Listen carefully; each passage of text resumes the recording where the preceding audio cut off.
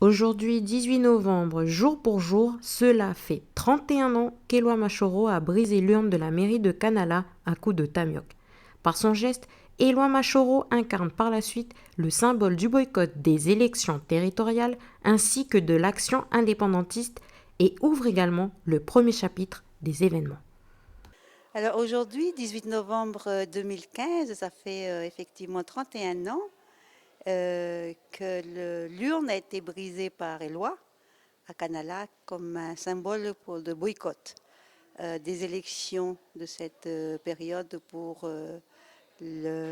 c'était pour le statut lémoine. Donc ça, c'était une démonstration du fait qu'on était contre ce statut lémoine qui, encore une fois, mettait les Kanaks en dehors de la gestion de leur pays. Et donc la symbolique de cette journée-là et de cette action à ce moment-là, j'étais justement pour permettre plus de démocratie dans notre pays.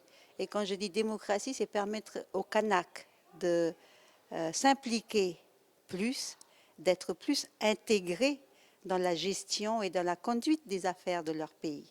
C'était ça le 18 novembre. Et donc, il est en effet important que chaque année, nous puissions nous rappeler le pourquoi de cette action qui a été menée à ce moment-là par le peuple kanak dans son ensemble. Depuis ce geste-là, les conflits sociaux et politiques ont continué jusqu'en 1988 avec la période notamment de la grotte de Gossana à Ouvéa. À 2 ans du référendum, qu'en est-il de cette revendication ? Nous avons avancé, mais nous devons encore aller plus loin et avoir la majorité dans notre pays. Et d'ailleurs, l'accord de Nouméa que nous avons signé continue dans le sens des accords de Matignon pour nous permettre une plus grande intégration des Kanaks dans la gestion de leur propre pays. Et aujourd'hui, d'ailleurs, nous sommes à 3 ans, même pas, de référendum de 2018 où nous devons effectivement acter la souveraineté de notre pays dans ce référendum.